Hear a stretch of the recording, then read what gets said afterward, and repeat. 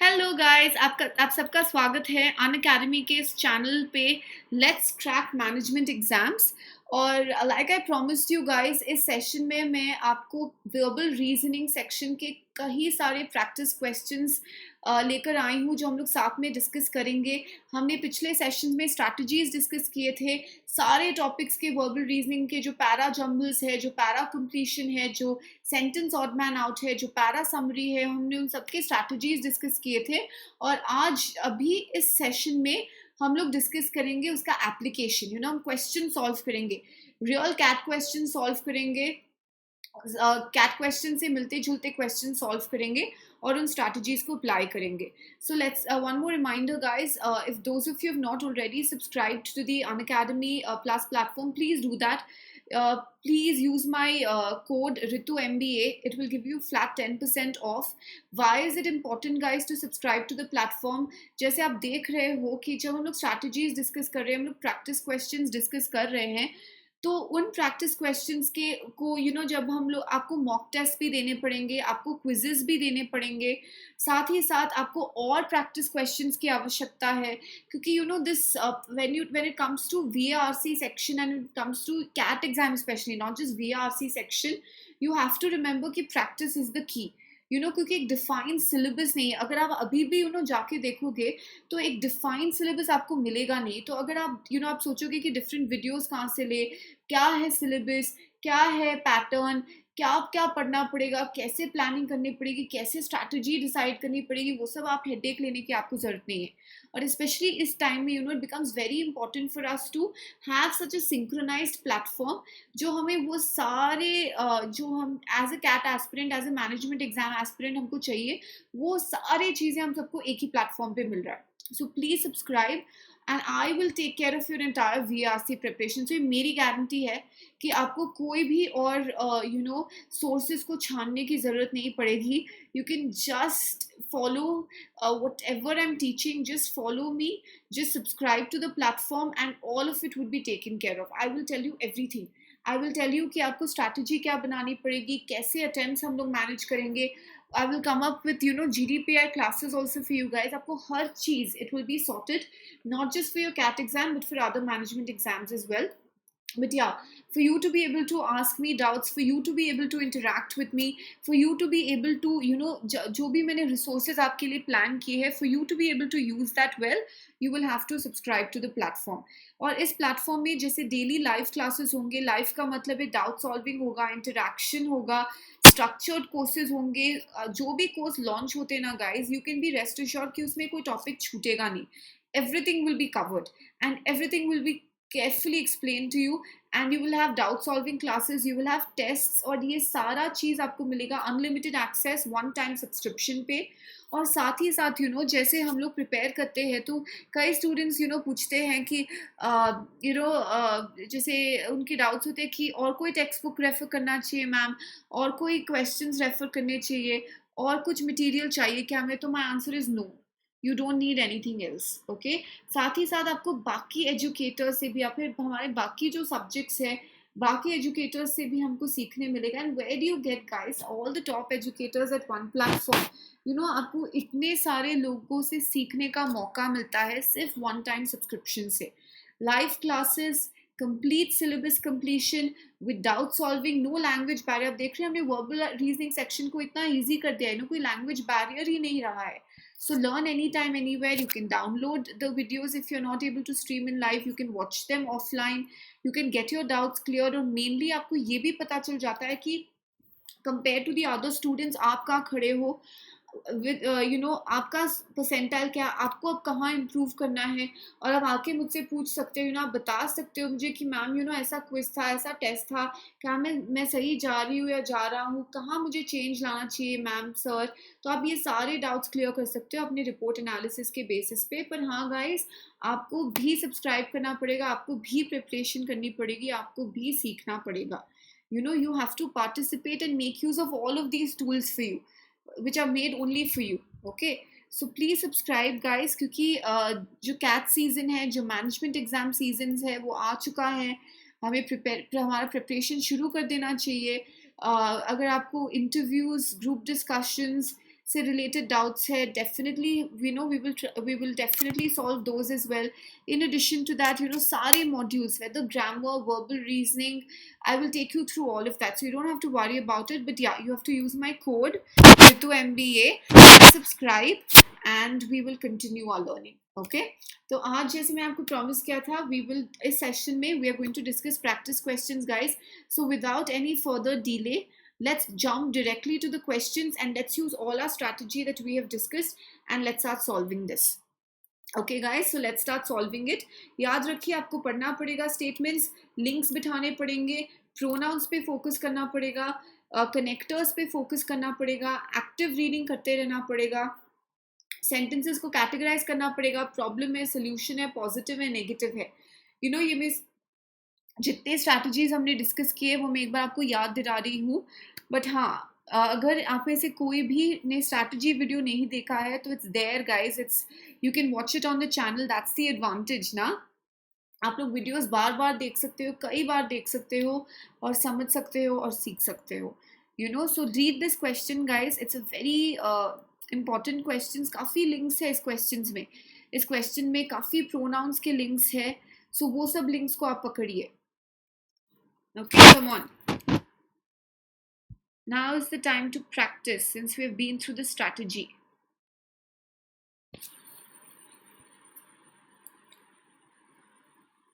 Focus कीजिए हर एक word पे. जनरल है, स्पेसिफिक है, कैसे लिंक करूँ, कैसे लिंक्स बिठाऊँ, कैसे सबसेट्स फॉर्म करूँ, ये हमको याद रखना है.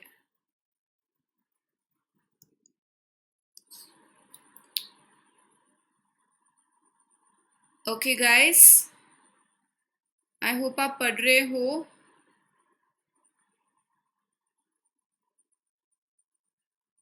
ओके राइट, अब आइए इस क्वेश्चन को साथ में मिलकर सॉल्व करते हैं. If caught in the act, the act का मतलब क्या है? याद रखिए, द का मतलब है स्पेसिफिक. तो ये कोई स्पेसिफिक एक्ट के बारे में बात कर रहा है. अ और एंड ये सब जनरल टर्म्स है. द जो है वो एक स्पेसिफिक टर्म है. So if caught in the act, which act? They were punished. Now who are these they? Not for the crime. The crime का मतलब है अगेन एक स्पेसिफिक क्राइम, बट कौन सा crime? But for allowing themselves to be caught and other lash of whip. एक और बार उनको whip से मारा जाता था.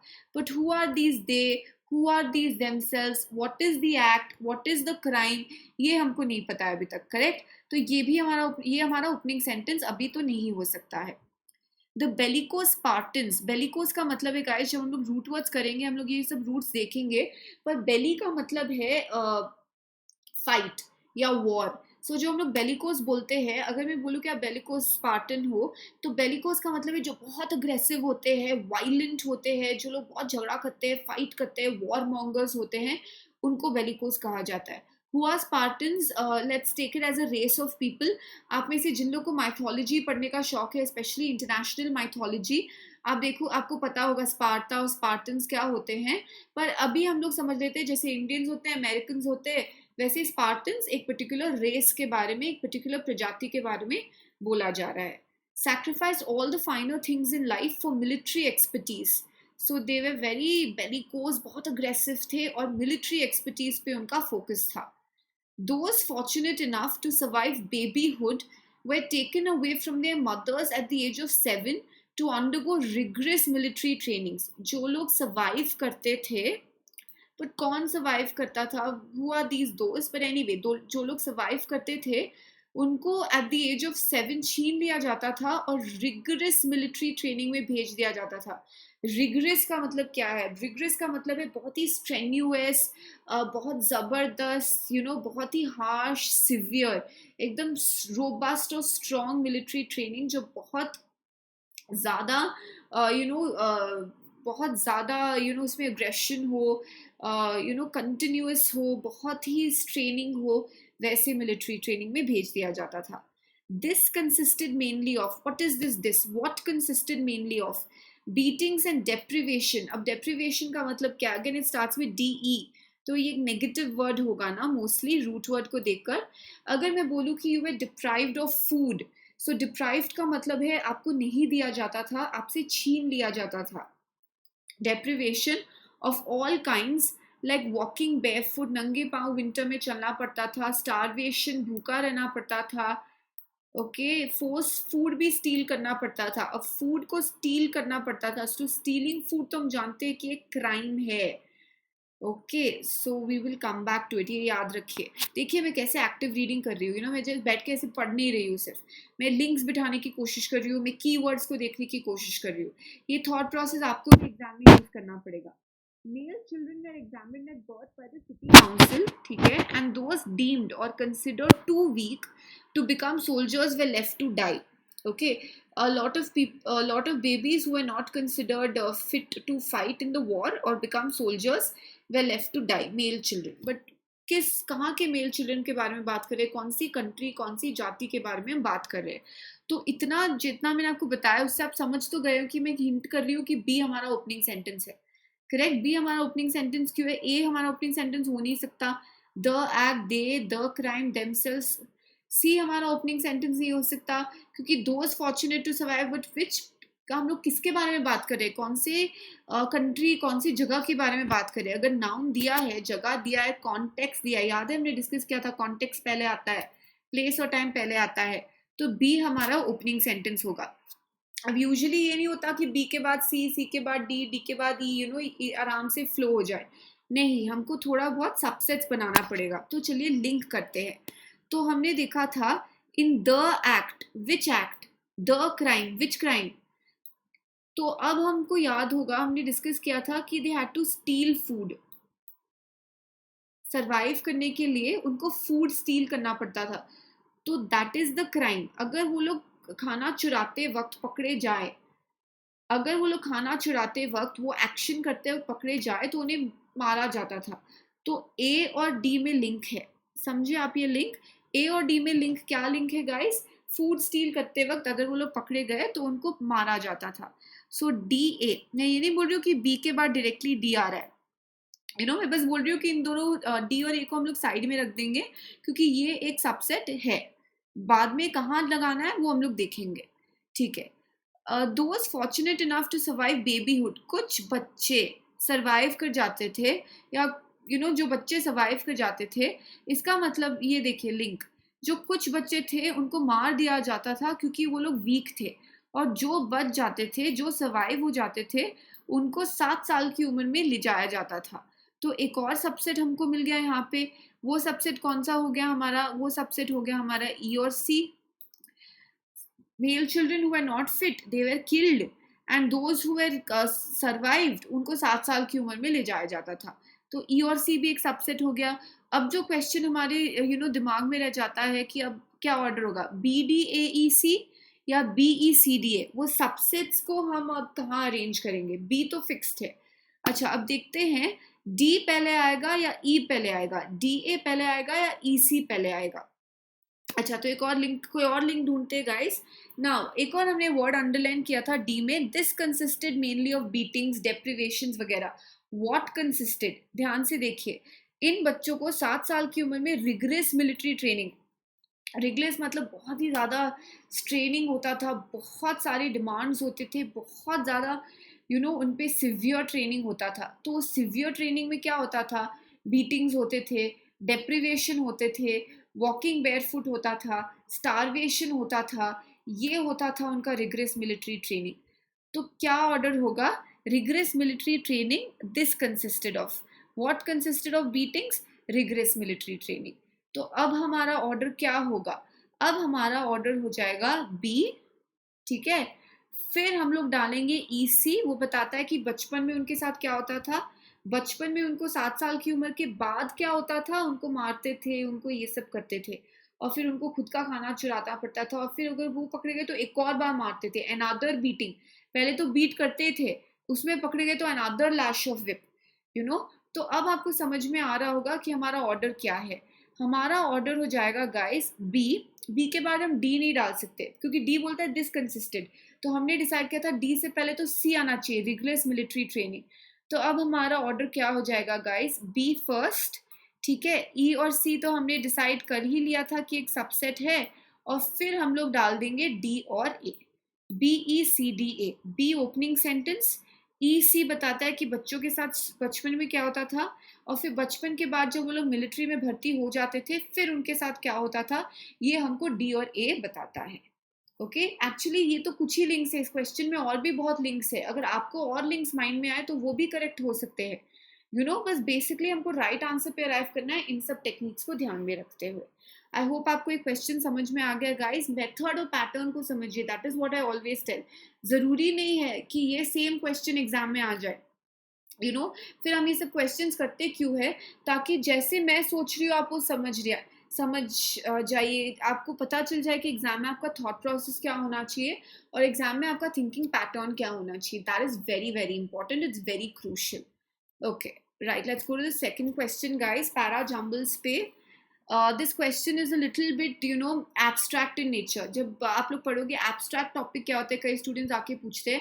एब्स्ट्रैक्ट टॉपिक ये मैं बोलूँगी कि जो फिलोसॉफिकल हो ज़्यादा, जो क्लियरली डिफाइंड नहीं हो, जो ज़्यादा थॉट प्रोसेस के ऊपर बेस्ड हो। तो ये पैसेज भी कल्चरल लिटरेसी के बारे में है। It's not a day to day life topic, एक बहुत ही वेग टॉपिक है, बहुत ही एब्स्ट्रैक्ट टॉपिक है, बहुत ही फिलोसॉफिकल टॉपिक है। और ऐसे टॉपिक्स जनरली ज़्यादा स्टूडेंट्स को पसंद नहीं आते हैं, but still we have to attempt these questions, right. तो हम लोग देखेंगे कि ऐसा ड्राई सब्जेक्ट को भी हम लोग कैसे ईजिली सॉल्व कर पाएंगे विथ 100% एक्यूरेसी। वो मेरा गोल है आपके लिए। Okay, so I am sure you are going through this guys. Okay, active reading कीजिए, ध्यान से पढ़िए क्वेश्चंस को। ध्यान से पढ़िए, जो भी हम ऑलवेज मैं बोलती हूँ कि you would have heard it before also, कि जो फर्स्ट स्टेप है क्वेश्चन क्रैक करने का is to understand the question. So if you have understood the question, half of your question is solve then and there. So it's very important to understand the question correctly. That is very, very crucial.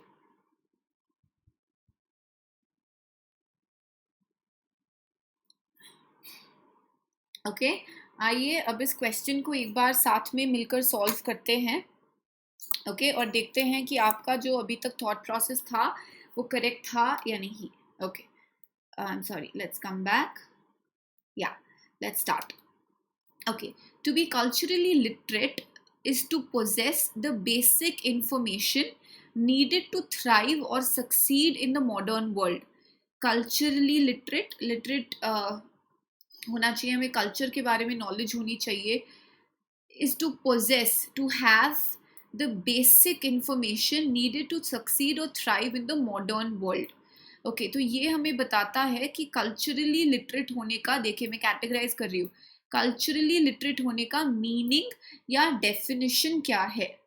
Okay, nor is it confined, confined का मतलब होता है restricted या limited to one social class, it is quite the contrary. ये एक social class में confined नहीं है, बल्कि काफ़ी ज़्यादा फैला हुआ है। कन्फाइंड नहीं, it's actually the opposite of that. But हमको ये सोचना पड़ेगा कि क्या ये हमारा ओपनिंग सेंटेंस हो सकता है गाइज? नहीं, because it says not is it confined. ये इट क्या है, हमें ये इट नहीं पता, ये प्रोनाउन यूज्ड है, इसका नाउन क्या है वो हमें ढूंढना पड़ेगा। तो ये हमारा ओपनिंग सेंटेंस नहीं हो सकता, तो इसे मैं एक बार के लिए कंसिडर नहीं करती हूँ ओपनिंग सेंटेंस के लिए। It is by no means confined to culture narrowly understood as an acquaintance with the arts. Acquaintance का मतलब है familiar होना। Again, it is says it's by no means confined. Okay. Cultural literacy constitutes the only sure avenue of opportunity for disadvantaged children. Disadvantaged children के लिए एक बहुत अच्छा opportunity है culturally literate होना। The only reliable या dependable way of combating का मतलब है fighting what? Fighting the social determinism। अब ये सोशल डिटर्मिनिज्म क्या है, क्या मतलब है ऑथर का इस टर्म से, इतने if you not understood it's okay, just identify this as a keyword.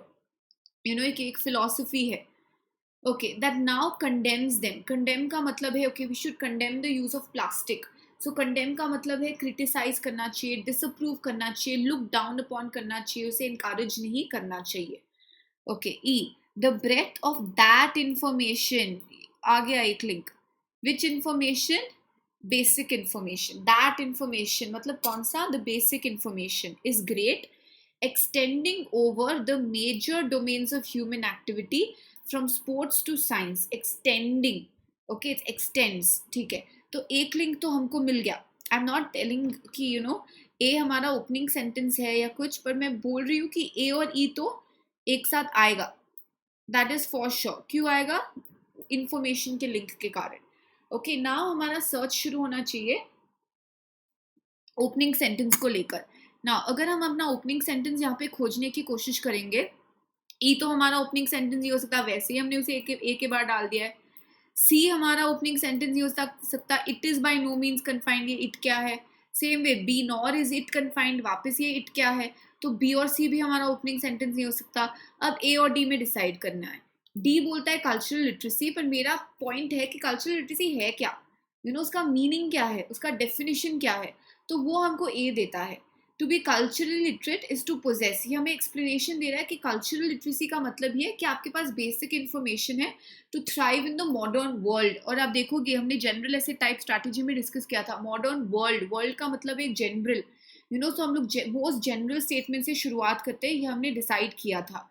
Okay, तो ये ध्यान में रखते हुए गाइस, अब हमको ए और डी में जब डिसाइड करना है ओपनिंग सेंटेंस, हम सब लोग स्कूल में जब भी आंसर्स लिखते थे, हमारा फेवरेट था पहले कि हम मीनिंग और डेफिनेशन से स्टार्ट करें। आपको याद होगा हम लोग डेफिनेशन के रट्टे भी मारते थे, तो मीनिंग और डेफिनेशन बचपन से अगर हम पहले डालते आए तो यहाँ पे भी हम लोग पहले ही डालेंगे, लॉजिकल फ्लो तो वही होगा ना। तो ए हमारा स्टार्टिंग सेंटेंस में एक बार रखती हूँ उसे, ए के बाद ई आई जा रहा है ना, ई को ध्यान से पढ़ते हो, देखते उसके बाद हम लोग क्या डाल सकते हैं, कोई कीवर्ड्स जोड़ते हैं ई के साथ।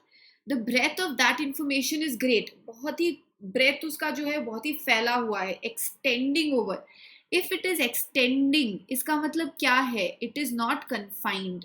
अगर ये एक्सटेंड हो रहा है, इसका मतलब है कि ये लिमिटेड नहीं है, ये कंस्ट्रिक्टेड नहीं है, ये रेस्ट्रिक्टेड नहीं है, ये फैला हुआ है, फैला हुआ है मेजर डोमेन्स में, फ्रॉम स्पोर्ट्स टू लेके साइंस, ये फैला हुआ है, it is not confined. Generally जब हम लोग कल्चर वर्ड बोलते हैं, ऑथर बोल रहा है, जनरली जब हम लोग कल्चर वर्ड बोलते हैं तो हम लोग समझते हैं, अंडरस्टैंड करते हैं कि आर्ट से रिलेटेड है, पर ऑथर बोल रहा है नहीं गाइस, ये आर्ट से रिलेटेड नहीं है, फैला हुआ है।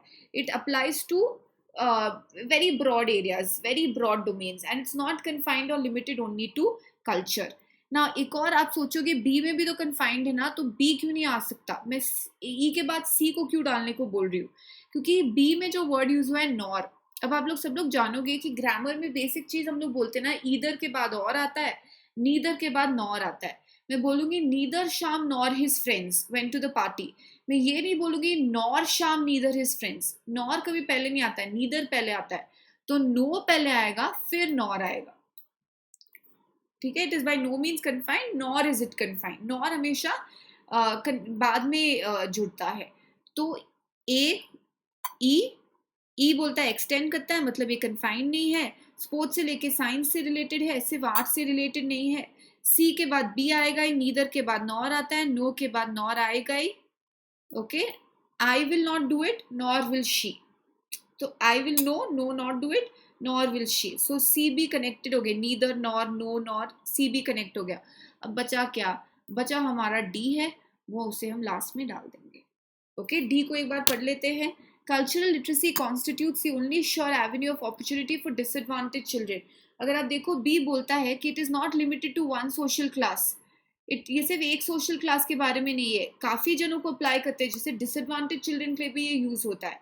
और डी लास्ट में इसलिए भी आएगा क्योंकि डी बोलता है डिसएडवांटेज चिल्ड्रन, और कोई सेंटेंस डिसएडवांटेज चिल्ड्रन के बारे में बात नहीं करता है, तो वो थोड़ा सा अलग पड़ जाता है, तो डी को हम लोग लास्ट में डाल देंगे। बाकी सब सेंटेंसेस एक सबसेट बन चुके हैं, वो लोग डायरेक्टली कनेक्टेड है एक दूसरे से। सो देखिए, इतना ड्राई पैसेज, इतना एब्स्ट्रैक्ट पैसेज हमने कितने इजीली, सिर्फ ग्रामर क्लूज, नो और नॉर में हमने ग्रामर क्लूज यूज किया, दैट इन्फॉर्मेशन को बेसिक इन्फॉर्मेशन में कनेक्ट करने के लिए हमने ग्रामर क्लूज लिया, लॉजिक भी साथ साथ हमने नहीं छोड़ा, मीनिंग और डेफिनेशन को पहले रखा।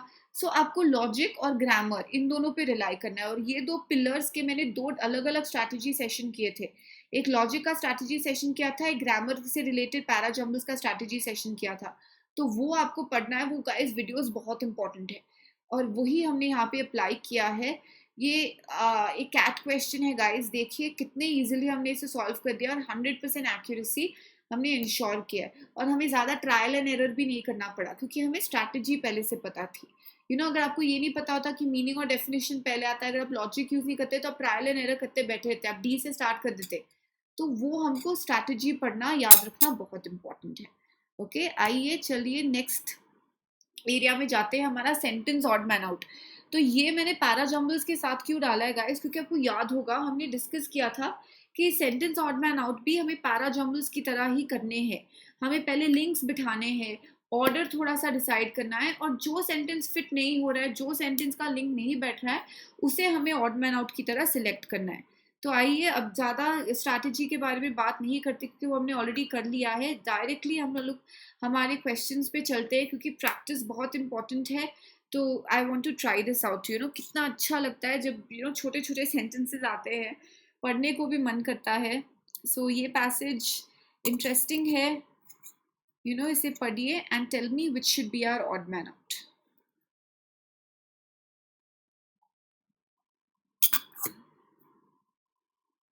ओके, आई होप आप एक्टिव रीडिंग कर रहे। मैं चाहती हूँ कि जब आप एग्जाम्स में जाए आपको ये सारे वर्ड्स याद में रहे जो मैं बोल रही हूँ। Active reading, context, time, place, tone, positive, negative, categorize, problem, solution. You have to remember all of these words. Only then you will be able to arrange it in the right order, and only then you will be able to find out the odd man out. Okay.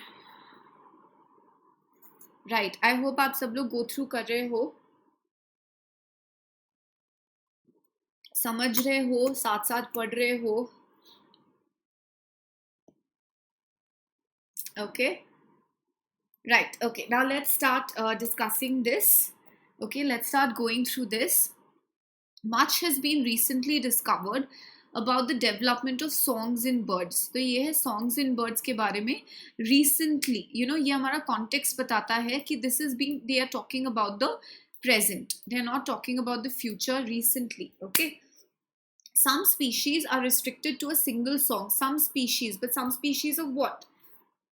Are they talking about human species के बारे में बात कर रहे हैं? नहीं, हमें context थोड़ा बहुत पता चल रहा है कि ये लोग बर्ड्स के बारे में बात कर रहे हैं। Okay, are restricted to a single song learn by all individuals. कुछ स्पीशीज में एक ही सॉन्ग होता है जो सबको सीखना पड़ता है, बट अदर स्पीशीज के रेंज ऑफ सॉन्ग्स होते हैं।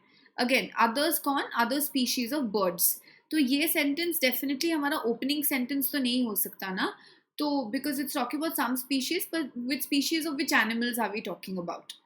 The most important auditory stimuli. Auditory का मतलब क्या होता है? When we say audio, when we say audience, when we say auditorium, audio, hearing से related होता है। Stimuli for the birds are the sounds of other birds. ये sounds of other birds. Okay. For all bird species, there is a prescribed path to the development of the final song. एक path decided है हमारा final song develop करने के लिए। A bird begins with the subsong, okay, passes through plastic song until it achieves the species song. So step 1, step 2, final step. मतलब ये हो गया हमारा एक path. Begin, passes through, ये हमारा path क्या है? वो song develop करने के लिए। तो यहीं पे हमको पता चल गया कि 4 और 5 तो linked है। 4 और 5 तो बता रहा है कि वो path of development to the final song क्या है। तो 4 और 5 तो डेफिनेटली लिंक्ड है, तो ये दोनों तो हमारे ऑड मैन आउट्स नहीं हो सकते। तो अब हमारा ऑड मैन आउट है क्या? तो अब हमें यहाँ पे सब्जेक्ट समझने की बहुत ज़रूरत है। सब्जेक्ट जो है वो डेवलपमेंट ऑफ सॉन्ग्स के बारे में, बर्ड्स के। तो 4 और 5 is also talking about development of song, development of song. 1 is also talking about development of songs in birds. 2 is also talking about songs in birds. But अगर आप 3 देखोगे, it's talking about auditory stimuli and sounds of other birds ना। ये समझना बहुत ज़रूरी है कि साउंड और सॉन्ग एक ही नहीं होता है। साउंड बहुत टाइप्स के हो सकते हैं, ज़रूरी नहीं है कि साउंड का मतलब सॉन्ग ही हो। सो 3 जो ऑप्शन है वो साउंड के बारे में बात कर रहा है, 1, 2, 4 और 5 जो है वो सॉन्ग के बारे में बात कर रहा है, और 3 बात कर रहा है साउंड्स ऑफ अदर बर्ड्स। पर बाकी सेंटेंसेस जो है वो अदर बर्ड्स के बारे में नहीं बात करे, वो बोल रहा है कि उसी बर्ड के स्पीशीज में वो सॉन्ग डेवलप कैसे होता है. They are not bothered about other species, they are bothered about कि हमारे स्पीशीज में हम लोग सॉन्ग कैसे डेवलप करेंगे. तो अगर आप सब्जेक्ट समझोगे तो 3 इजीली हम लोग ऑड मैन आउट डाल सकते हैं गाइस. कैसे? पहले बात तो ये सॉन्ग के बारे में नहीं है, साउंड के बारे में. दूसरी बात, ये ऑडिटरी स्टिमुलाई के बारे में कोई दूसरा स्टेटमेंट ऑडिटरी स्टिमुलाई के बारे में बात नहीं कर रहा है. दूसरे जो स्टेटमेंट्स हैं वो डेवलपमेंट ऑफ सॉन्ग्स के बारे में बात कर रहे हैं. और जो तीसरी बात है, ये अदर बर्ड्स के बारे में बात कर रहे हैं. हम लोग अदर बर्ड्स के बारे में बात नहीं कर रहे. उसी स्पीशीज ऑफ बर्ड्स में वो लोग साथ में मिलकर अपना सॉन्ग डेवलप कैसे करते हैं उसके बारे में यहाँ पे बात चल रही है. तो जो हमारा ऑड मैन आउट होता है वो हमको इजीली गाइस 3 मिल जाता है. हमने बस सब्जेक्ट पकड़ा है और बस कीवर्ड्स पकड़ा है. मैं बार बार आपको बोल रही हूँ, लॉजिक और ग्रामर. अगर आप ये 2 चीज पकड़ लोगे ना, you will not go wrong in any of the verbal reasoning questions. और जो सारे के सारे जो 10 क्वेश्चंस आ रहे हैं वर्बल रीजनिंग सेक्शन के, you will get it right. And that is my goal, 100% accuracy in those 15-20 minutes of the exam. जब आप वर्बल रीजनिंग बैठोगे करने तो आपको कोई प्रॉब्लम नहीं हो और आपको सब कुछ सही मिले. Okay right, let's start. एक और क्वेश्चन ट्राई करते हैं. ये क्वेश्चन जो है हमारा थोड़ा लाइफस्टाइल के ऊपर है. ये कुछ ज़्यादा आउट ऑफ द वे नहीं है. We all know about this a little bit. तो ऐसे पैसेजेस जो फेमिलियर होते हैं उनमें हमको क्विकली ट्राई करना चाहिए, ताकि जो पैसेजेस और एब्स्ट्रैक्ट थे जैसे वो कल्चरली लिटरेट वाला, उस पर हम थोड़ा ज़्यादा टाइम स्पेंड कर पाए. तो इसको क्विकली पढ़िए क्योंकि आपको इसके बारे में पता है ऑलरेडी. ओके, एक्टिव रीडिंग कीजिए. ये सब चीज़ें ध्यान में रखना बहुत इम्पोर्टेंट है. Okay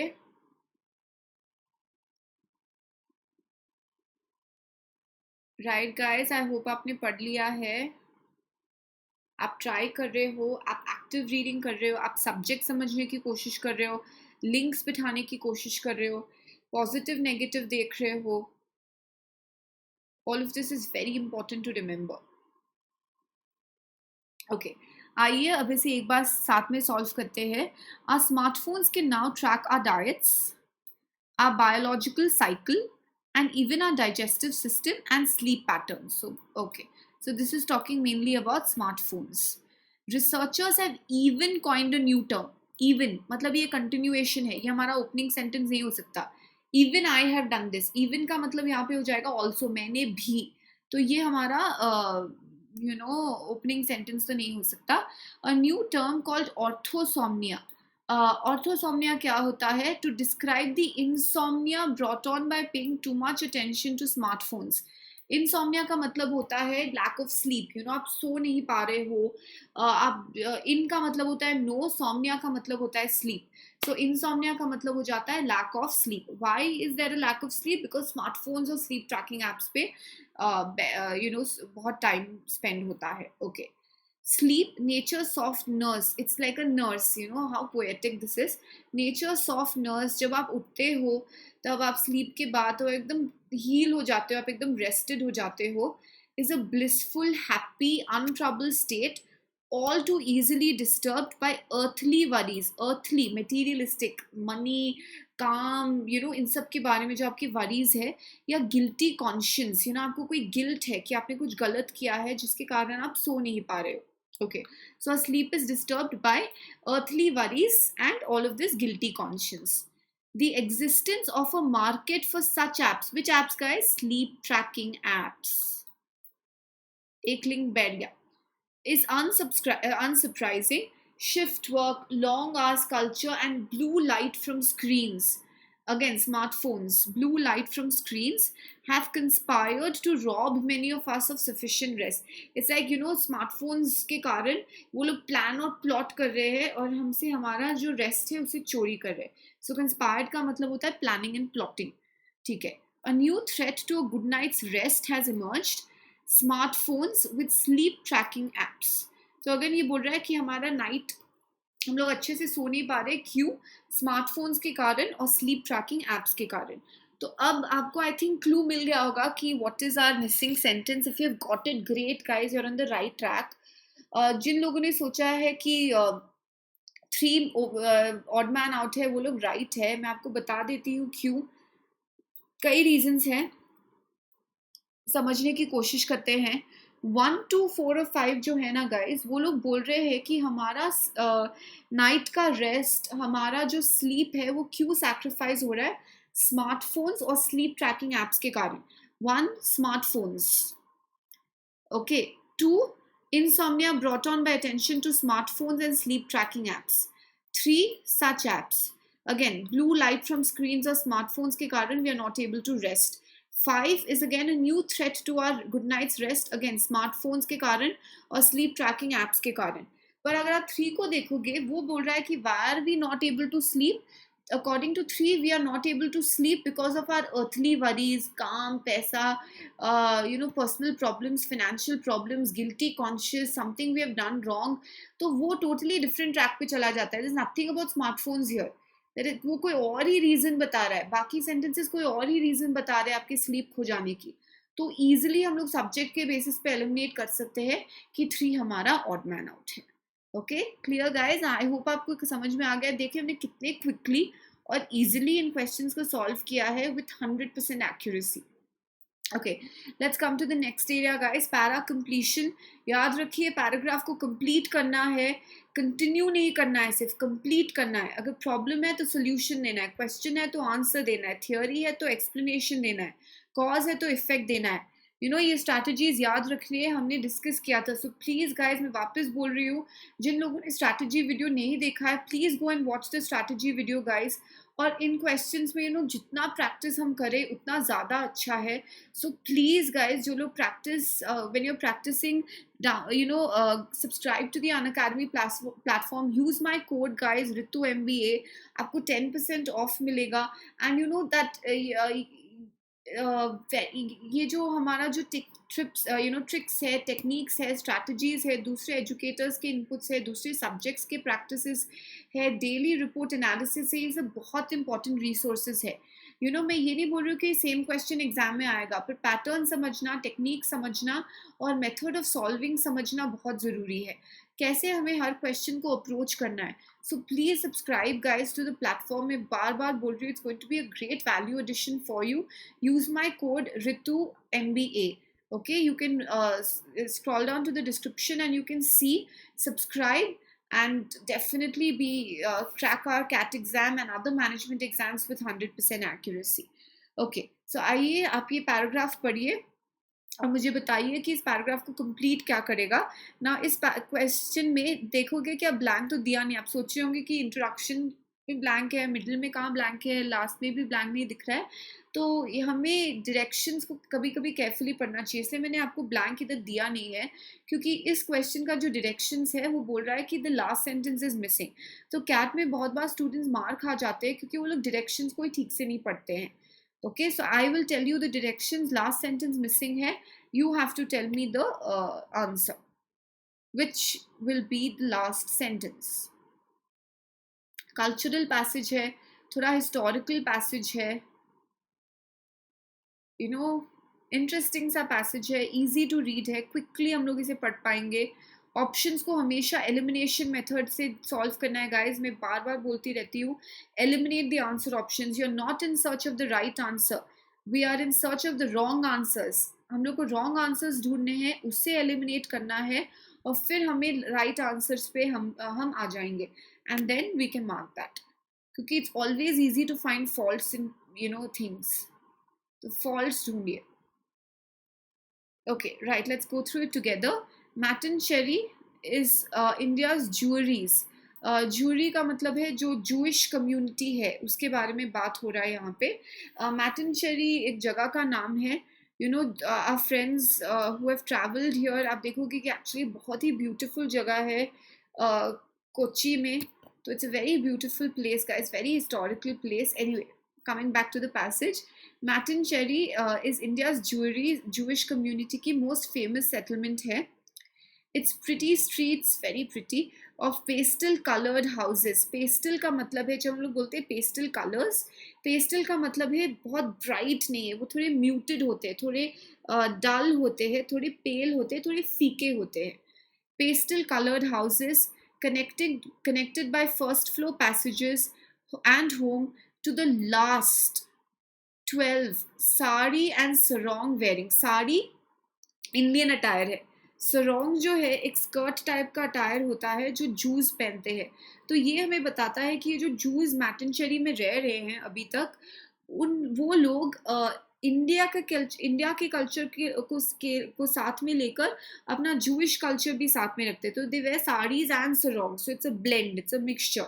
white skinned Indian Jews, तो इंडियंस भी है, जूस भी है, दोनों कल्चर्स को मिक्स हुए हैं. Are visited by thousands of tourists each year. So it's a very famous settlement. They are, very, let's say, दोनों cultures का मिलन है यहाँ पे, and it's very popular among tourists. Okay. It's synagogue. Synagogue Jewish का place of worship है, जैसे हम बोलते हैं temple, mosque, church. वैसे Jews का place of worship को synagogue बोला जाता है. Built in 1568 with a floor of blue and white Chinese tiles, a carpet. तो देखिए कैसे descriptions दिया जा रहा है, author को हमें main points पकड़ना है. Descriptions, you can go through. And the frosty yahe selling tickets at the door. So अभी तक वो लोग tickets door पे बेचते हैं, जो community के लोग यहाँ पे रह रहे हैं. Stands as an image of religious tolerance. So finally हमें author का message पता चल रहा है. Message, ये passage है religious tolerance के बारे में, कि दोनों रिलीजन्स का कैसे मेल हुआ है, दोनों कल्चर्स का कैसे मेल हुआ है, और ये जूइश कल्चर को इंडिया ने कैसे एक्सेप्ट किया है, और उसके तरफ वो लोग टॉलरेंट है. रिलीजियस टॉलरेंस है, आपको फ्रीडम है, और लोग विजिट करते हैं, थाउजेंड्स ऑफ टूरिस्ट आते हैं, बहुत फेमस है और अभी तक बहुत पॉपुलर है. सो मेन जो मैसेज यहाँ पे है वो रिलीजियस टॉलरेंस है. रिलीजियस टॉलरेंस टुवर्ड्स हुम गाइस? Towards the juice. जो लोग इंडिया में रह रहे हैं उनको कंप्लीट फ्रीडम है अपने तरीके से रहने की, और वेरी टॉलरेंट. ओके, अब आते हैं पैरा कंप्लीशन में. मैटनचेरी therefore represents the perfect picture of peaceful coexistence. Okay, India's Jews have almost never suffered discrimination except for European colonizers and each other. India's Jews have almost never suffered discrimination. उनके साथ कभी भी भेदभाव नहीं हुआ है, accept जब European colonisers, जब ब्रिटिश थे इंडिया में, तब होता था, या खुद के बीच में, खुद के कम्युनिटी के बीच में ही इंट्रा कम्युनिटी में क्लैशेस हुए हैं. पर इंडियन जूस को बाकियों से, बाकी इंडियन से कभी डिस्क्रिमिनेशन नहीं सफर करना पड़ा है. Okay, Jews in India were always tolerant. ये बोलता है Jews in India were always tolerant, पर passage is about Jews being tolerant to India. क्या वो है पैसेज? पैसेज क्या ये बोलता है कि जूइश पीपल इंडिया को लेके टॉलरेंट है? नहीं, पैसेज ये बोलता है कि इंडियंस जूस को लेकर कितने टॉलरेंट है, कि ये जो उनका मॉन्यूमेंट है, जो ये सिनेगॉग है, जो ये उनके हाउसेस है, वो अभी तक है, और वो लोग अभी तक सर्वाइव कर रहे हैं, और वो लोग अभी तक टिकट्स बेच रहे हैं, और अभी तक टूरिस्ट आ रहे हैं. तो ये बता रहा है कि इंडिया टॉलरेंट है, ये नहीं कि जूस टॉलरेंट है. आप समझ रहे होंगे, ऑप्शन सी एक्चुअली रिवर्स कर देता है. The pretty pastel streets are thus very popular with tourists. पहले बहुत तो ये बोला जा चुका है कि thousands of tourists visit each year. तो ये तो रीस्टेटमेंट हो गया. सेकेंडली, हमारा पैसेज का कंक्लूजन तो हो ही नहीं सकता, क्योंकि ये मेन आइडिया नहीं है पैसेज का. तो ये तो ऐसे इट्स जस्ट अ रीस्टेटमेंट, जो बोला गया उसे वापस बोला गया है, तो ये हमारा आंसर नहीं हो सकता. तो सी को निकाल दिया हमने, डी को निकाल दिया. जो हमारा हमेशा स्टूडेंट्स का प्रॉब्लम होता है, दो को तो निकाल देते, बाकी दो में फंस जाते हैं. तो आइए उसको देखते हैं.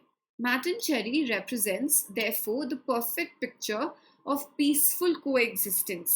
ये बता रहा है peaceful coexistence, साथ में मिलकर रहना. Okay, India's Jews have almost never suffered discrimination. Okay, now अगर आप passage को ठीक से पढ़ोगे ना guys, last line बोलता है कि stands as an image of religious tolerance. Okay, stands as an image of religious tolerance. Religious tolerance का मतलब क्या है? आपने बोल तो दिया कि रिलीजियस टॉलरेंस है, पर वो रिलीजियस टॉलरेंस आप किस बेसिस पे बोल रहे हो कि रिलीजियस टॉलरेंस है, वो एक्सप्लेनेशन अभी तक नहीं आया है. और अगर आप ए देखोगे तो आप हमेशा देयरफॉर, दस, ये सब वर्ड्स को लेके कंफ्यूज मत हो जाना कि ठीक है ये हमारा कंक्लूजन है. केयरफुली पढ़ो. तो बोलता है कि मैटनचेरी represents therefore the perfect picture of peaceful coexistence. अगर आप बोलोगे coexistence, तो को एग्जिस्टेंस का मतलब है दो पर्टिकुलर टाइप के लोग, दो पर्टिकुलर दो या कई लोग साथ में इकट्ठा रह रहे। पर अगर आप पूरे पैसेज में पढ़ोगे तो वो बोलता है कि ये जो कम्युनिटी, ये जो एरिया है मैटिनचेरी, ये सिर्फ एक जूइश सेटलमेंट है। इन्होंने ये नहीं बोला है कि इंडियन और अदर कल्चर्स और जूइश लोग इस मैटिनचेरी में साथ में रह रहे। इसने बोला है Mattancherry is Indian Jewry's most famous settlement. मतलब इस मैटिनचेरी, कोच्चि में जो एरिया मैटिनचेरी, वहाँ पे जूज ही रहते हैं। तो वहाँ पे को एग्जिस्टेंस का क्वेश्चन कहाँ से आता है? अगर उस एरिया में सिर्फ उसी कम्युनिटी के लोग रह रहे हैं तो को एग्जिस्टेंस कहाँ से हो गया? को एग्जिस्टेंस तब होता है जब उसी जगह में 2 3 4 कम्युनिटी के लोग रह रहे हैं। पर ये तो बोलता है कि वो जूइश सेटलमेंट ही है, उधर वहाँ पे जूइश लोग ही रहते हैं। जैसे हम बोलते हैं कि ओके, पौंडीचेरी में जब आप जाओ तो वहाँ पे फ्रेंच कॉलोनीज है। फ्रेंच कॉलोनीज का मतलब यहाँ पे फ्रेंच लोग रहते हैं। अगर आप लंदन में जाओ तो वहाँ पे एक जगह, सपोज आप बोलो कि ये तो इंडियन कॉलोनी यहाँ पे रहता है, तो इंडियन कॉलोनी का मतलब है वहाँ पे इंडियंस रहते हैं। तो मैटिनचेरी एक जूइश सेटलमेंट है, वहाँ पे जूइश लोग रहते हैं, उनको रहने दिया जाता है, उनको अच्छी तरह से वो लोग अपना अपनी लाइफ जी रहे हैं, वो ठीक है। पर को एग्जिस्टेंस कहाँ से आ गया? वहाँ और कोई कल्चर का तो मेंशन नहीं है कि वो लोग भी रह रहे हैं वहाँ पर। आप टेक्निकल पॉइंट को समझ रहे हो। पर बी देखिए, religious tolerance, Indian Jews have never face discrimination, they have never suffer discrimination. Why? ये बताता है कि वहाँ पे रिलीजियस टॉलरेंस है। तो हम एक्सप्लेनेशन दे रहे हैं, except for European colonisers and each other, वरना हमेशा रिलीजियस टॉलरेंस रहा है, उनको डिस्क्रिमिनेशन सफर नहीं करना पड़ा है। ए भी अच्छा ओपनिंग सेंटेंस लग रहा होगा आपको पहले, पर एक टेक्निकल पॉइंट यहाँ पे आ गया कि मैटिनचेरी तो सिर्फ जूइश सेटलमेंट है। तो को एग्जिस्टेंस का प्रश्न कहाँ से आ गया मैटिनचेरी में? हाँ, अगर आप बोल रहे हो India represents the picture of peaceful को एग्जिस्टेंस, यस, क्योंकि मैटिनचेरी भी है वहां पर, बाकी एरिया भी है, जूइश सेटलमेंट भी है, बाकी एरिया भी है। इंडिया, हाँ, वो एक्सेप्ट कर लूंगी मैं, भले क्योंकि इंडियन जूस लिखा गया है। पर मैटिनचेरी तो सिर्फ जूइश सेटलमेंट है, वहां को एग्जिस्टेंस नहीं हो रहा, सिर्फ जूस का एग्जिस्टेंस हो रहा है। Okay, so I hope you understood this guys, क्योंकि हर एक वर्ड पे फोकस करना बहुत जरूरी है। आप टेकन फॉर ग्रांटेड नहीं ले रहे। ठीक है, Mattancherry correct, therefore correct, perfect picture correct, peaceful correct, अच्छा हो गया, this is the answer. No, हर एक वर्ड को समझिए, को एग्जिस्टेंस, को साथ में रह रहे, तो हर एक वर्ड को समझना बहुत जरूरी है। और इसी कारण ये क्वेश्चन थोड़े ट्रिकी और टफ लगते हैं स्टूडेंट्स को, और वहीं पे वो लोग रॉन्ग जाते हैं। तो आपको हर एक वर्ड समझना बहुत जरूरी है, प्रैक्टिस की बहुत ज़रूरी है गाइस। हम लोग साथ में करेंगे और क्वेश्चंस प्रैक्टिस। पर ये क्वेश्चन मैं बोलूँगी कि बहुत इंपॉर्टेंट क्वेश्चन था। It was a very good question and a very important question. आपने इसको समझ लिया तो मतलब it's a difficult level question, आपने डिफिकल्ट लेवल क्वेश्चन को समझ लिया। Okay, right, let's go to the next one.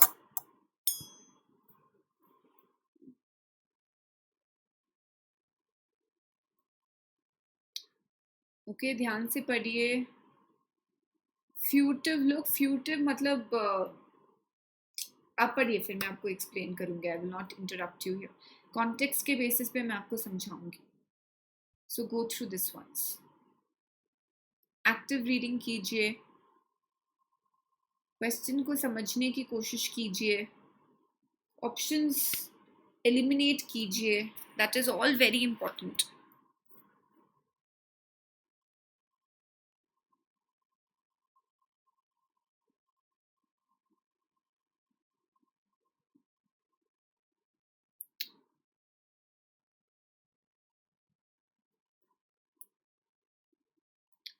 थोड़ी इधर वोकेबलरी की थोड़ी ये आप देखोगे कि स्टोरी टाइप है तो वैसे पढ़ने में इजी है, पर हाँ, थोड़ा सा वोकेबलरी का कॉम्प्लिकेशन यहाँ पे आ सकता है। पर नॉट टू वरी, जब हम लोग वोकेबलरी मॉड्यूल करेंगे, जब हम लोग रूट वर्ड्स करेंगे, जब हम लोग सिनोनिम्स एंटोनिम्स करेंगे, क्लस्टर मेथड करेंगे, तब ये भी इजी हो जाएगा।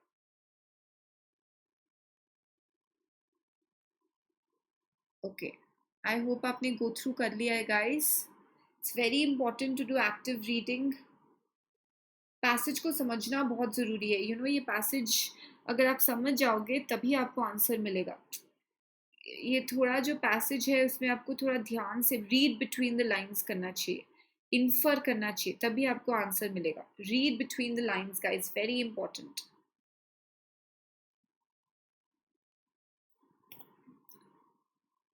ओके, राइट, आइए इसे साथ में करते हैं।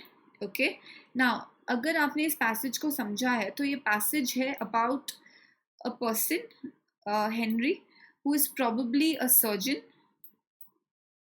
Yeah. Okay, and they're talking about कि जब patients उसके पास आते हैं तब situation होता क्या है ना. I'll explain this to you. Most people at their first consultation, जब वो लोग, very important to note here, first consultation, they come to the surgeon. तो वो लोग सर्जन के हैंड्स को देखते हैं विद अ वेरी उनके मन में बहुत होप होता है, बहुत एंग्शियस होते हैं, बहुत नर्वस होते हैं, और वो लोग सर्जन को हैंड के देखते हैं इन होप ऑफ रीअश्योरेंस. आप उसके हैंड्स को देखते हैं ताकि आप लोग संतुष्ट हो जाए कि हाँ ठीक है, इस बंदे के जो हैंड्स है उसको देख के हमको लगता है कि हमें ठीक कर देगा. You very anxious, you very nervous, और आप एकदम रीअश्योरेंस के लिए वो अश्योरेंस बांधने के लिए, फेथ बांधने के लिए आप सर्जन के हैंड्स को देखते हैं. प्रोस्पेक्टिव पेशेंट्स, प्रोस्पेक्टिव मतलब जो आपके पेशेंट्स आगे जाके बन सकते हैं. अभी तो फर्स्ट कंसल्टेशन पे आया ना, आगे जाके वो आपके पेशेंट्स बन सकते हैं. वो लोग क्या ढूंढ रहे होते हैं आपके हाथ में?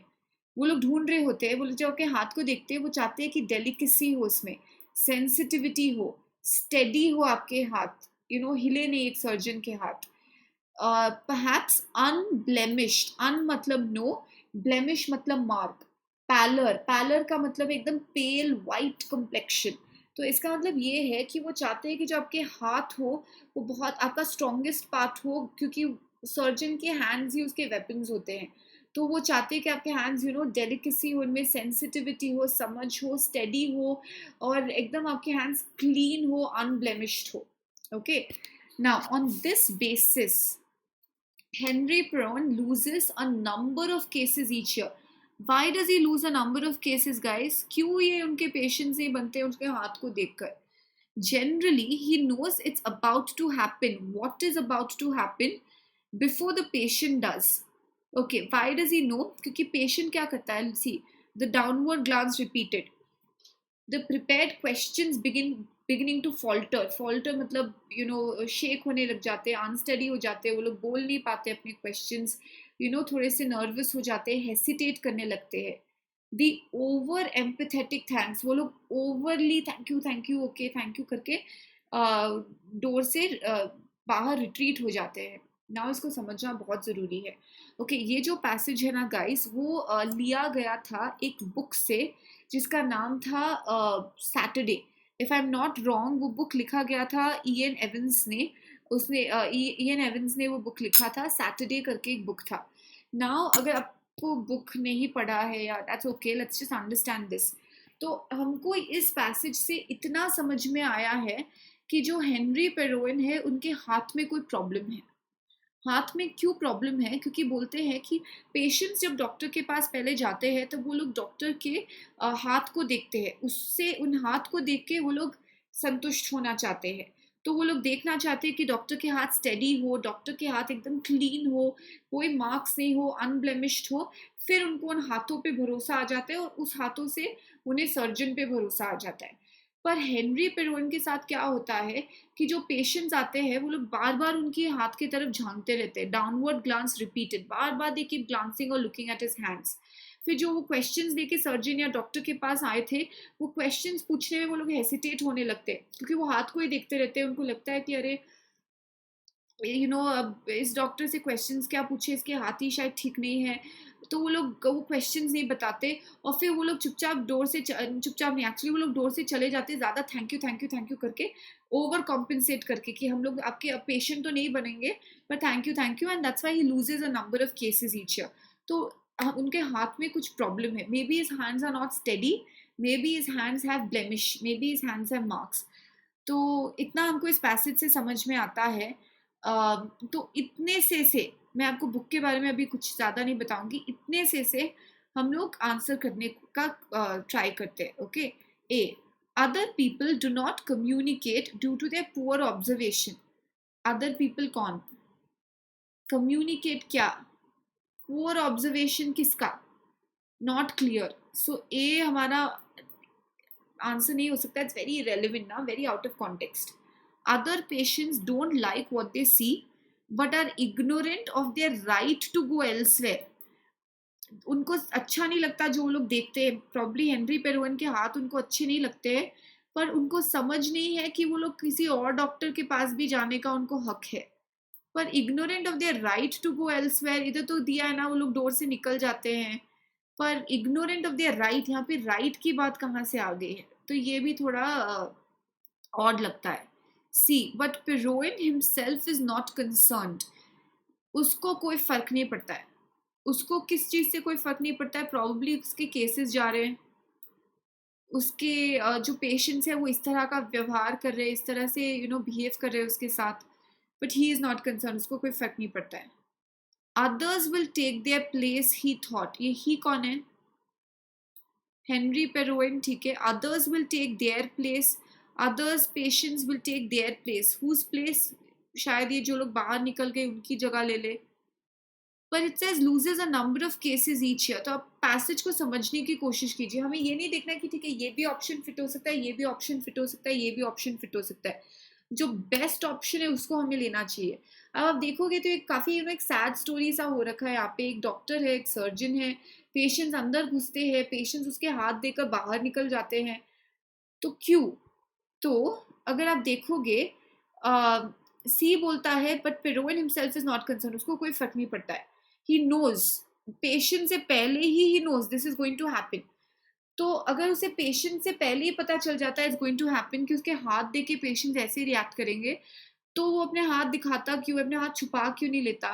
क्यों? Because he is not concern, उसको कोई फर्क नहीं पड़ता, तुम्हें जाना है तुम जाओ, he is not concern. Okay, others will take their place. अब ये अदर्स इधर तो बोल रहे हैं कि लूजेस नंबर ऑफ केसेस, ऐसे ही लोग जा रहे हैं, अब उनका प्लेस लेने के लिए कौन आएगा? ये तो बोल रहे हैं कि काफी majority of the 90% let's say patients उससे सर्जरी नहीं करवाना चाहते। और ही थॉट, यहाँ पे अभी तक तो हेनरी पेरोइन को हमें बताया नहीं गया कि उसके वर्ड से हमें कुछ नहीं बताया गया, सो जो ऑप्शन है वो ऑप्शन होगा C guys. He is not concerned, he loses a number of cases each year, he knows it's going to happen, उसको पता है ऐसा होने वाला है, फिर भी वो कुछ नहीं कर रहा है। क्यों? क्योंकि उसको फर्क नहीं पड़ता। अगर इसे फर्क पड़ रहा होता तो वो इसे चेंज कर देता।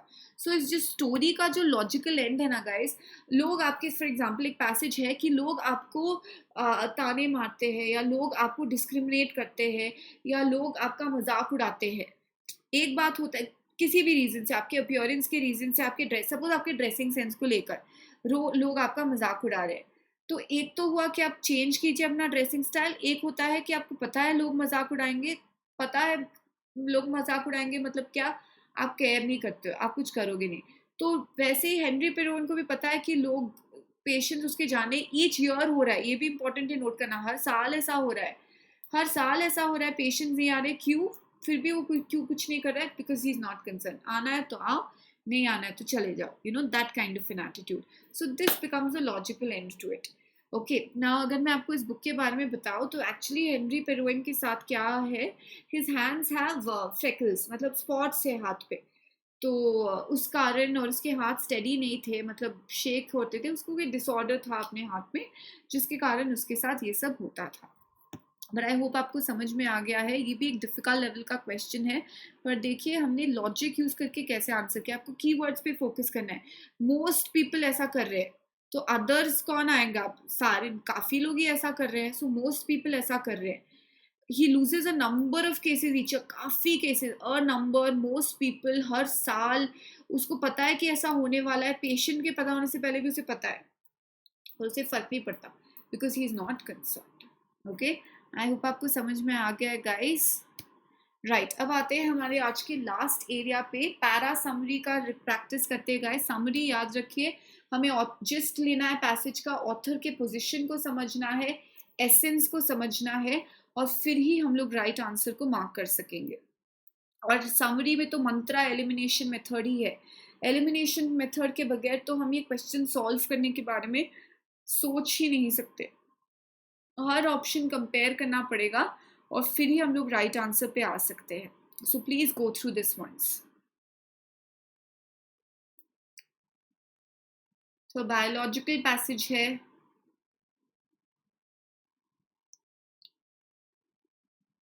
सब्जेक्ट को समझने की कोशिश कीजिए।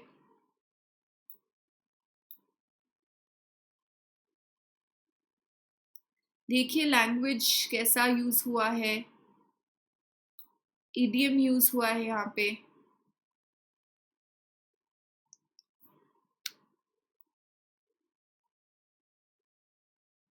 एक्टिव रीडिंग कीजिए, की वर्ड्स को पकड़िए, बहुत इंपॉर्टेंट है ये सब।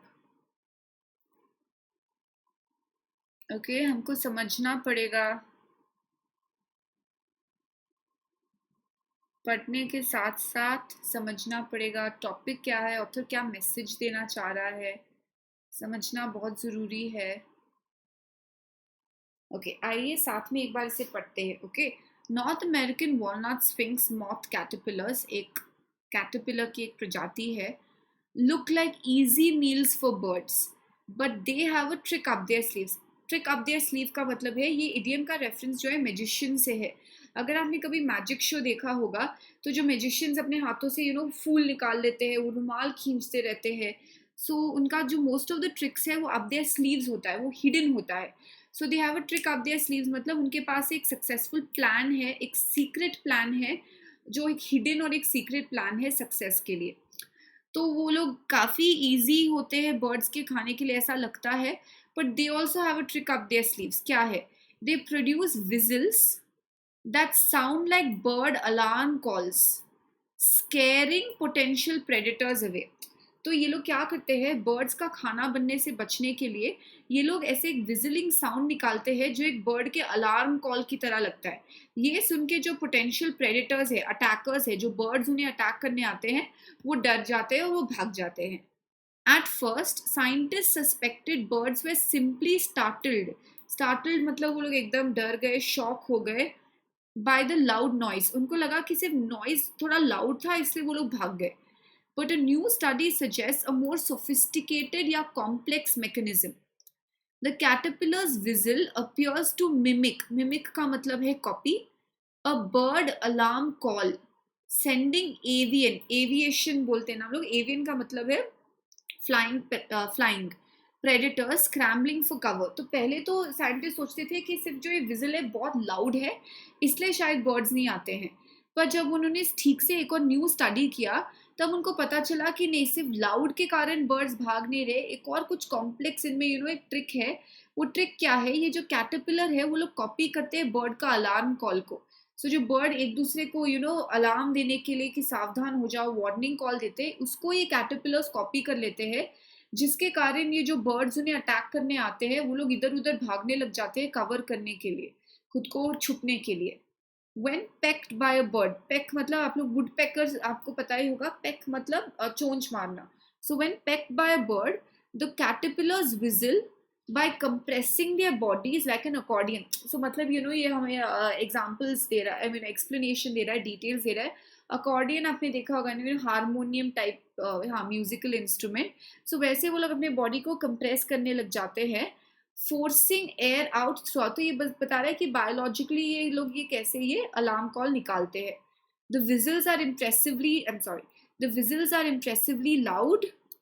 Okay, they have been measured over 80 decibels from 5 centimeters away. Okay, considering they're making a 2-inch long, they're made by, suppose a caterpillar 2-inch long है। तो हमारा द मेन पॉइंट्स क्या है, कॉन्टेक्स्ट है north American sphinx moth caterpillars. ये लोग क्या करते हैं, ये लोग बर्ड का अलार्म कॉल को मिमिक करते हैं या कॉपी करते हैं, जिससे जो अटैकर्स उन्हें अटैक करने आते हैं वो लोग भाग जाते हैं। और साथ ही साथ ये विजल्स जो होता है, जो ये लोग प्रोड्यूस करते हैं, वो बहुत लाउड होता है और जिससे वो बर्ड्स डर के भी भाग जाते हैं। ओके, आइए अब ऑप्शंस को देखते हैं। First, north American walnut sphinx mouth caterpillars will vigil periodically. Now how do you know कि पीरियोडिकली है? पीरियोडिकली का मतलब ये नहीं दिया कि हर 1 घंटे में ऐसे आवाजें निकालते हैं। ये बोला गया कि जब वो बर्ड्स आके उन्हें चोंच मारते, पेक करते, तब वो ऐसी आवाजें निकालते। They have a specialised vocal tract. कहाँ पे दिया है vocal tract? Okay, North American walnut अगर आप देखोगे यहाँ पर, तो यहाँ पर वोकल ट्रैक्ट का यहाँ पे कोई जिक्र नहीं हुआ है, तो ए चला जाता है। ए हमारा आंसर डेफिनेटली नहीं है। Okay, B, North American walnut sphinx moth caterpillars can whistle very loudly, correct? Okay. The loudness of their whistles is shocking. पर पैसेज का फोकस सिर्फ लाउडनेस पे नहीं है ना, पैसेज का फोकस है वो बर्ड अलार्म कॉल पे। और विजल्स लाउड है, ठीक है, स्मॉल इंसेक्ट्स है, ठीक है, 2 इंच वो वगैरह दिया गया है, पर मेन फोकस यहाँ पे ये है कि वो लोग अलार्म कॉल को मिमिक करते हैं, जिससे वो लोग खुद को प्रोटेक्ट कर सकते हैं प्रेडिटर्स से। C the North American correct, okay. In a case of acoustic deception, acoustic का मतलब होता है साउंड, डिसेप्शन का मतलब होता है झांसा देना। तो वो लोग किसको झांसा दे रहे हैं, किसको ट्रिक कर रहे हैं, किसको चीट कर रहे हैं, किसको डिसीव कर रहे हैं, किसको झांसा दे रहे हैं वो लोग, बर्ड्स को। कैसे झांसा दे रहे हैं? Produce whistles, mimic, copy, correct, okay. Bird alarm calls भी है, डिफेंड, वो लोग अपने आप को प्रोटेक्ट भी करते हैं। सब कुछ ही आ गया यहाँ पे। तो सी मुझे एक अच्छा ऑप्शन लग रहा है। डी को एक बार चेक कर लेते हैं। North American walnut sphinx moth caterpillars in a case of deception, हाँ डिसेप्शन है, ठीक है। एंड कैमोफ्लाज, नाउ कैमोफ्लाज कहाँ दिया है? कैमोफ्लाज का मतलब है, फॉर एग्जाम्पल आपने केमिलियन के बारे में सुना होगा। केमिलियन क्या करता है, जैसे हम बोलते हैं गिरगिट रंग बदलता है। सो केमिलियन क्या करता है, वो अपने कलर्स बदलता है ताकि वो अपने एनवायरनमेंट में ब्लेंड हो जाए। अगर वो लीव्स के बीच में तो वो ग्रीन कलर हो जाता है, अगर वो सैंडी एरिया में है तो वो ब्राउन कलर हो जाता है, अगर वो आइस में है तो वाइट कलर हो जाता है। तो ऐसे कैमोफ्लाज, वो खुद को हाइड करता है ब्लेंड करके। पर यहाँ पे कैमोफ्लाज या हाइड करके, ब्लेंड करके के बारे में कुछ नहीं दिया गया है। विजल्स है, मिमिक है, डिफेंड है, डिसेप्शन है, हाँ, पर कैमोफ्लाज नहीं है। तो हमारा आंसर क्या होगा गाइस? हमारा आंसर इजीली हो जाता है सी।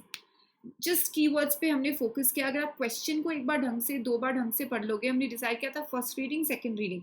फर्स्ट रीडिंग हम टॉपिक से फेमिलियर हो जाएंगे, और सेकंड रीडिंग में जो है हम लोग कीवर्ड्स को पकड़ेंगे। अगर आप ये फर्स्ट रीडिंग सेकंड रीडिंग ठीक से कर लो तो आपको आंसर्स मार्क करते हुए पैसेज में बार बार ढूंढने नहीं जाना पड़ेगा। सो हमारा आंसर ऑप्शन हो जाएगा सी। ओके राइट, आइए चलते हैं, एक और क्वेश्चन देखते हैं, ओके और इसे सॉल्व करने की कोशिश करेंगे। क्विकली पढ़िए गाइस इसे। फर्स्ट रीडिंग में टॉपिक समझिए। जब हम लोग सेकंड रीडिंग करेंगे साथ में हम लोग की वर्ड्स पे फोकस करेंगे। जब हम लोग ऑप्शंस पे आएंगे तब हम लोग ऑप्शंस को कंपेयर करेंगे, एलिमिनेट करेंगे, जो जिस्ट है उसको पकड़ेंगे। अननेसेसरी वर्ड्स नहीं चाहिए हमको, एडिशनल वर्ड्स नहीं चाहिए जो पैसेज में ही नहीं है, मेन वर्ड्स पे हमको फोकस करना है। तो ये सब चीज़ें हमको याद रखनी बहुत ज़रूरी है। Okay, I hope you're going through these questions, guys. Okay, I hope you're following the answers. Okay, आइए अब हम लोग इसे साथ में एक बार सॉल्व करते हैं। Criminals watch television too, and there is evidence or data that they are also changing their behavior. How? What behavior? Most of the techniques used in crime shows are, after all, at least grounded in truth. जो भी crime shows में दिखाते हैं कि वो लोग crime से कैसे बचते हैं, कैसे छुपाते हैं, वो सब ग्राउंडेड है ट्रूथ में, वो सब कहीं ना कहीं असली घटनाओं से ही आता है। Bleach, which destroys DNA, is now more likely to be used by murderers to cover their tracks. Cover their tracks मतलब उनको अगर अपना क्राइम छुपाना है, फिंगरप्रिंट्स वगैरह छुपाने हैं, तो वो लोग अब ब्लीच का यूज करने लग जाएंगे। ये उन्होंने कहाँ सीखा है? शायद टीवी देख के सीखा है, क्राइम शोज देख के सीखा है। The wearing of gloves is more common, as is the taping shut rather than the DNA laden licking of envelopes. अब वो लोग ग्लव्स पहनते हैं, और अगर आपको एनवेलोप बंद करना है तो वो लोग लिकिंग नहीं करते, जैसे हम लोग चाटते हैं ना एनवेलोप को बंद करने के लिए ताकि वो स्टिक हो जाए, वैसे नहीं करते। वो लोग टेप लगाते हैं ताकि उनका डीएनए जो है लिकिंग के कारण वो एनवेलोप पे नहीं आ जाए, और उसके कारण वो लोग ट्रैक नहीं हो जाए। इन्वेस्टिगेटर्स कोम का मतलब यहाँ पे है कि वो लोग बहुत फाइनली एग्जामिन करते हैं, हर एक बारीकी से डिटेल्स को देखते हैं, even more finally now, ever more finely now, for new kinds of evidence, which is creating problems with the tracking and storage of evidence. Okay, तो अब उनको काफ़ी और ध्यान देना पड़ता है, और उसके कारण क्योंकि क्रिमिनल्स जो है बहुत स्मार्ट हो गए टीवी देख देख कर, उनको पता चल गया है कि अपने क्राइम को कैसे कवर करना चाहिए। तो अब ये प्रॉब्लम्स क्रिएट कर रहा है इन्वेस्टिगेटर्स के लिए, और उनको एविडेंस ट्रैक करने में, स्टोर करने में बहुत प्रॉब्लम्स हो रही है। ओके अब आइए ऑप्शंस को एलिमिनेट करते हैं, और हमारा आंसर ऑप्शन ढूंढते हैं। हमने डिस्कस किया था गाइस स्ट्रैटेजी सेशन पे कि आप ऐसा कोई भी आंसर ऑप्शन नहीं चूज करोगे जिसमें स्टैटिस्टिक्स है, एग्जाम्पल्स है, कोटेशंस है, क्योंकि ये सब एडिशनल पॉइंट्स है, ये सब मेन पॉइंट्स नहीं है। ये देख के आप समझ गए होंगे कि मैं किस ऑप्शन की तरफ इशारा कर रही हूँ। सी, आउट, क्योंकि हमें एग्जाम्पल्स दे रहे एक्सेट्रा का मतलब क्या है? Examples, wearing gloves, taking tapping envelopes, ये सब तो सब पॉइंट्स है, ये तो एग्जाम्पल्स है। तो सी ऐसे ही आउट हो जाता है। Okay, it can not be our answer. Right, let's see now. A, since criminals are also influenced by television shows, they change their behavior to leave fewer traces, forcing investigators to search for new kinds of evidence. Criminals are watching TV also, changing their behavior, वो लोग अपने tracks को cover कर रहे हैं अच्छे से, investigators को और ढूंढना पड़ रहा है। Okay, now we'll keep it on hold. B, criminals learn from TV shows that bleach can destroy DNA and have learned to cover their tracks, giving rise to the needs for new kinds of evidence. Okay, now यहाँ पे bleach के बारे में, but bleach हमारा important point है क्या? Bleach भी तो ये वेयरिंग ग्लव्स, टेपिंग एनवेलोप्स की तरह एक सब पॉइंट हो गया, एक स्पेसिफिक एक्सप्लेनेशन हो गया। तो ये ऑप्शन भी एक मेन आइडिया नहीं है, एक समरी नहीं है, ये एक एक्सप्लेनेशन है जो अननेसेसरी जो एडिशनल पॉइंट्स है, सब पॉइंट्स है, उस पर फोकस कर रहा है। D, since criminals are also influenced by television shows, they have learned to cover their tracks effectively, posing a problem for investigators. अब अगर ए और डी में हम अटक गए हैं तो हमें इसमें सिमिलैरिटी नहीं ढूंढना है। स्टूडेंट ज़्यादातर सिमिलैरिटी ढूंढने लग जाते हैं। सिमिलर तो है, फर्स्ट लाइन तो पूरा ही सिमिलर है। Since criminals are also influenced by television shows, इसमें भी दिया है कि दे लीव फ्यूअर ट्रेसेस, इसमें भी दिया है they have learn to cover their tracks, इसमें भी दिया है इन्वेस्टिगेटर्स, इसमें भी दिया है प्रॉब्लम फॉर इन्वेस्टिगेटर्स। अब हमको यहाँ पे जो करना है, हमको ढूंढना है कि डिफरेंस क्या है दोनों ऑप्शंस में। जो डिफरेंस है दोनों ऑप्शंस में, डी बोलता है कि they are posing a problem for investigators, जो ए बोलता है they have to search for new kinds of evidence. तो ये न्यू काइंड्स ऑफ एविडेंस के बारे में हमको एक बार पैसेज में रीचेक करना पड़ेगा। तो देखिए पैसेज को देखते हैं। Okay, last three lines. Investigators comb crime scenes ever more finely now for new kinds of evidence, which is creating problems. New kind of evidence, क्योंकि पहले तो ये डीएनए वाले एविडेंसेस मिल जाते थे, पर अभी तो लोग ब्लीच यूज कर रहे हैं, ग्लव यूज कर रहे हैं, एनवेलोप्स को डिफरेंट ढंग से बंद कर रहे हैं। तो new kinds of evidence which is creating problems. तो ये न्यू काइंड्स ऑफ एविडेंस जो है वो इम्पॉर्टेंट है। ये बोलता है प्रॉब्लम, पर वो प्रॉब्लम क्या है एग्जैक्टली? वो प्रॉब्लम है कि उन्हें नए एविडेंस को अब ढूंढना पड़ेगा। ओके, सो ये ऑप्शन और ये ऑप्शन में स्पेसिफिक कौन सा है और क्लोज कौन सा है और कीवर्ड्स किस में है, और कीवर्ड्स है आंसर ऑप्शन ए में और क्लोज है आंसर ऑप्शन ए। डी वापस जनरल हो जाता है। प्रॉब्लम, क्यों ये प्रॉब्लम हो रहा है? न्यू काइंड्स ऑफ एविडेंस वो नहीं दिया गया है, तो that is why our answer option will become A.